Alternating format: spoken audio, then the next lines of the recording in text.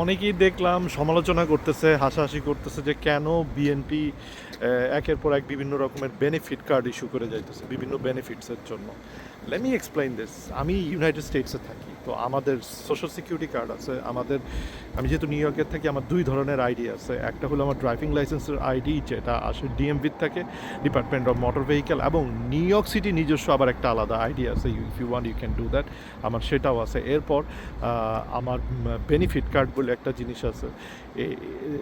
এরকম হাজারো ধরনের কার্ড থাকে। যারা মেডিকেল ইউজ করে তাদের মেডিকেলের জন্য আলাদা কার্ড থাকে। যেমন আমার ইন্স্যুরেন্সের কার্ড আছে একটা, আমার প্রেসক্রিপশনের জন্য আলাদা একটা কার্ড আছে। I have a separate wallet where I put all of them, যেটা একসাথে সঙ্গে ক্যারি করা খুবই ঝামেলাপূর্ণ। সবগুলো ছবি তুলে আমি রেখে দিই, আমি শুধু ড্রাইভিং লাইসেন্সটা সঙ্গে নিয়ে হাঁটি। এইসবের বাইরেও বিভিন্ন স্টেটের বিভিন্ন নিজস্ব প্রোগ্রাম থাকে, সেগুলোরও কার্ড থাকে।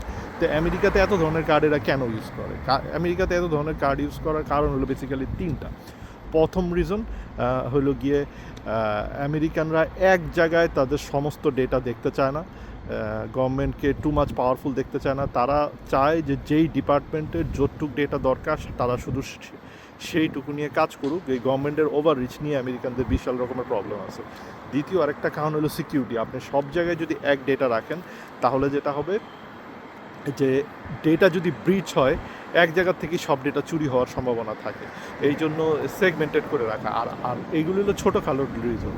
মেইন রিজনটা যেটা, আমেরিকাতে বিভিন্ন সময় বিভিন্ন সার্ভিস আসছে, এক এক সময় আসছে, এবং প্রত্যেকটা সিস্টেম ইন্ডিভিজুয়ালি এত বড় যে একটার সাথে আরেকটারে ইন্টিগ্রেট করতে যাওয়া বড় রকমের সমস্যা, এবং এগুলো করতে গেলে সার্ভিস ডিসরাপশনের সুযোগ থাকে, সম্ভাবনা থাকে। এই জন্য করে না। এখন বাংলাদেশে আপনি বলতে পারেন যে বাংলাদেশ যেহেতু নতুন করে এই এই এই ধরনের সিস্টেমগুলি শুরু করতেছে, বাংলাদেশ নতুন করে এই ধরনের সিস্টেম করতেছে না। বাংলাদেশে এই ধরনের বিভিন্ন রকমের কার্ড আগের থেকেই আছে।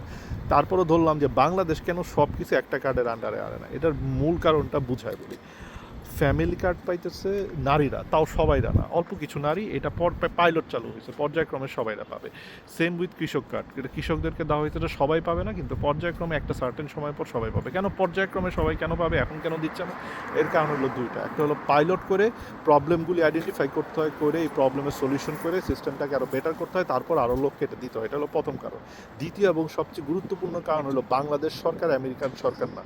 বাংলাদেশ সরকারের কাছে এত টাকা নাই, তারা চাইলেও এনরোল করে মানে দেশের সমস্ত লোকরে সমস্ত বেনিফিটের সঙ্গে সঙ্গে এনরোল করতে পারবে না। তাদের ধাপে ধাপে ধাপে ধাপে এই এই এই যে খরচের শকটা, এটা অ্যাবজর্ব করতে হবে। এই জন্য তারা চাইলেও সবাইকে সব ধরনের বেনিফিট দিতে পারবে না। তাদের আস্তে আস্তে এনরোল করে একটা লম্বা সময় নিয়ে 5, 10, 15, 20 বছর সময় নিয়ে সারা দেশের মানুষকে এই ধরনের সমস্ত সার্ভিসেসের আন্ডারে নিয়ে আসতে হবে। এই জন্য কেউ হয়তো পাবে, ফ্যামিলি কার্ড পাবে, কেউ হয়তো কৃষি কার্ড পাবে। এরকম একটা একটা করে মানুষকে এই বিভিন্ন রকম সার্ভিসের আন্ডারে নেওয়া হবে। একটা লম্বা সময় পরে গিয়ে দেখা যাবে যে সবাই, বাংলাদেশ ইকোনমি যখন স্ট্রং হবে, আরও বেটার হবে, তখন গিয়ে দেখা যাবে সবাই সব ধরনের সার্ভিসের জন্য এলিজেবল হচ্ছে, গিভেন দ্য ক্রাইটেরিয়াস। তখন হয়তো আমরা একটা কার্ডে মুভ করতে পারবো। এইটা হলো গিয়ে বাংলাদেশের বাস্তবতা। দুনিয়াতে এইটা ছাড়া আর কিছু হয় না। সরকারের কাছে, বাংলাদেশ সরকারের কাছে এত টাকা নাই যে বাংলাদেশ সরকার চাইলেই সবাইরে সব ধরনের সার্ভিস এখন দিয়ে দিতে পারবে। যেহেতু সবাইরে সব ধরনের সার্ভিস দিতে পারবে না, সো সবাইকে একটা সিঙ্গেল কার্ড দিলে সেটা কনফিউশন আরও বাড়বে। এই জন্য যেই সার্ভিসটা পাবে তাকে শুধুমাত্র ওই কার্ডটা, ওই স্পেসিফিক কার্ডটা দেওয়াই এই মুহূর্তে বেটার। আপনি বলতে পারেন যে ভাই, একটা কার্ডের আন্ডারে সব কিছু নিয়ে আসেন। একটা কার্ডের আন্ডারে সব কিছু নিয়ে আসলে তো মহাঝামেলা হয়ে যাবে। আপনি মনে করেন একটা ন্যাশনাল কার্ড নামে একটা কার্ড করলে, ন্যাশনাল আইডি কার্ডের আন্ডারে সব কিছু আছে। বাংলাদেশের মানুষের যে এডুকেশন স্ট্যান্ডার্ড, বাংলাদেশের মানুষের যে টেকনোলজি বুঝ, তারা তো ওই কার্ড নিয়ে সবখানে দৌড়াদৌড়ি করবে। মানে তো বুঝবেই না এই কার্ডটা কোথায় কোথায় ব্যবহার করা যাবে। তারা সব এক কার্ড নিয়ে সব জায়গায় গিয়ে হাজির হবে। তারা যখন এক কার্ড নিয়ে সব জায়গায় গিয়ে হাজির হবে বিভিন্ন সার্ভিস দেওয়ার জন্য, আপনি তাদেরকে সার্ভিস দিতে পারবেন না, কারণ not everybody is eligible for everything. আমাদের ওই বাজেটই নাই। Do you understand the problem? এই জন্য এইভাবেই কাজ করতে হবে। আর এগুলি সবে মাত্র শুরু হয়েছে। এমনও হইতে পারে আমি যেই যুক্তি দিতেছি, একটা সার্টেন সময় পরে গিয়ে দেখা যাবে যে এই যুক্তি পুরোপুরি উড়ে গেছে।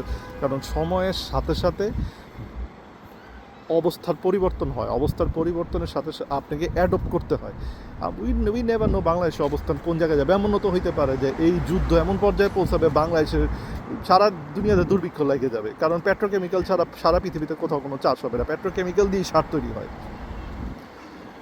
পেট্রোকেমিক্যাল দিয়ে বিরাট বড় অ্যামাউন্টের সার তৈরি হয়। এমন হইতে পারে সারা বিশ্বে দুর্ভিক্ষ লেগে যেতে পারে, আল্লাহ না করে বাংলাদেশের 2 কোটি লোক না খেয়ে মারা যেতে পারে, ইউ নেভার নো। আবার এমনও হইতে পারে যে এই গভর্নমেন্ট এমনভাবে দেশ চালাইতে পারে যে বাংলাদেশ হয়তো আজকে থেকে 20 বছর পর একেবারে পুরা জনগোষ্ঠীকে একটা ইয়ার আন্ডারে universal health care, universal family card, বেকার ভাতা থেকে শুরু করে এরকম যাবতীয় যত ধরনের সোশ্যাল সার্ভিসেস একটা সরকারের পক্ষে দেওয়া সম্ভব সব কিছু বাংলাদেশ দিতেছে, কারণ বাংলাদেশ বিজ্ঞান, ইউ নেভার নো। অথবা এই বাংলাদেশ খোঁড়ায় খোঁড়ায় চলবে। সবচেয়ে গুরুত্বপূর্ণ বিষয় এটা, যেটা আমি সব সময় বলে আসি, এটা সবাইকে বোঝা দরকার যে একটা সাস্টেনেবল, যে কোনো জায়গায় একটা সাস্টেনেবল বা টেকসই গ্রোথ বা উন্নয়ন বা ডেভেলপমেন্ট হওয়ার জন্য আপনাকে সময় দিতে হবে। এটা অল্প অল্প অল্প অল্প করে হবে। সাস্টেনেবল শব্দটা এই জন্যই বলা হইতেছে, টেকসই আপনি একটা জিনিস করলেই হবে না, সেটা লম্বা সময় ধরে সাস্টেন করতে হবে। এই জন্য সময় লাগে কাজ করতে। আর আমি তো বাংলাদেশের শেখ হাসিনা যে অবস্থা করে রেখে গেছে, বাংলাদেশ যদি এরকম গরিব অবস্থাতেই থাকে, মানুষ যদি এরকম কষ্টেও থাকে, তাইলেও আমি সমস্যা নেই। আমি অ্যাটলিস্ট খুশি এই গভর্নমেন্ট যদি আওয়ামী লীগের মতো মানুষ না মারে। That's a huge improvement. আপনাকে দেখতে হবে যে আপনি ইমপ্রুভমেন্ট করতেছেন কিনা। আমি একটুকুই খুশি, কারণ আমি আজগুবি স্বপ্ন দেখি না। একটা সরকার কাজ করতে করতে করতে টানা 5 বছর 4 বছর কাজ করার পর তারপর আপনি তাদের ভালো কাজের ইফেক্ট পাবেন। গত 15 বছর শেখ হাসিনা যে ইকোনমি ধ্বংস করে রেখে গেছে, গত 15 বছরে শেখ হাসিনা যে অ্যাবসলিউটলি সমস্ত প্রতিষ্ঠান ধ্বংস করে রেখে গেছে, কারো যদি সদিচ্ছাও থাকে তাদের পক্ষে এই মুহূর্তে খুব ভালো কাজ দেখানো কোনোভাবেই সম্ভব না, কারণ তাকে রিবিল্ড করতে হবে, এবং রিবিল্ড করতে গেলে মানুষকে কষ্ট করতেই হবে। এইটাই বাংলাদেশের বাস্তবতা। আপনি অনেক রং চং মার্কা প্রচুর কথাবার্তা বলতে পারেন, এইসব কথাবার্তার কোনো মূল্য নাই। পুরো ধ্বংস করে রেখে গেছে সমস্ত ইনস্টিটিউশন, বাংলাদেশের সমস্ত প্রসেস, এগুলো রিবিল্ড করতে সময় লাগবে না? আপনাকে এই সময় দিতে হবে না? আপনি দেখবেন যে তারা চেষ্টা করতেছে কিনা, তারা কাজ করার চেষ্টা। হ্যাঁ, অবশ্যই বিএনপি এমন কোনো দোয়া তুলসী পাতা না। আর আমি তো সবসময় এটা বলি, বিএনপি যদি আমি হিসাব করি 100-তে আমি 10 দিব অ্যাজ এ পলিটিক্যাল পার্টি, 100-তে 10 দিব, মানে চরমভাবে ফেল করবো। কিন্তু ওই একই মার্কিং সিস্টেমে যখন আমি আওয়ামী লীগ আর জামাতকে নিয়ে আসবো, তখন আওয়ামী লীগ আর জামাতকে তো আমি 0 দিব, কারণ এগুলি পলিটিক্যাল পার্টির মধ্যেই পড়ে না। বিএনপি 80 পাবে। কারণ কি, এই দুইটা এমন খারাপ, এই দুইটা এমন লেভেলের অপদার্থ, বদমাইশ, চোর, খুনি, যে এদের সাথে আসলে বিএনপির তুলনা করাই চলে না। বিএনপির হাজারো সমস্যা আছে, আবারও বলতেছি, রেগুলার হিসাবে 100-তে 10 দেবো, কিন্তু এদের সাথে তুলনা করলে আমি 80 দিব। কারণ এগুলি তো মানুষের ইয়েতেই পড়ে না, রাজনৈতিক দলের ডেফিনেশনই এরা ফলো করে না। এনিওয়ে, অনেক কথা বলে ফেললাম। সবাই ভালো থাকবেন। আল্লাহ হাফেজ।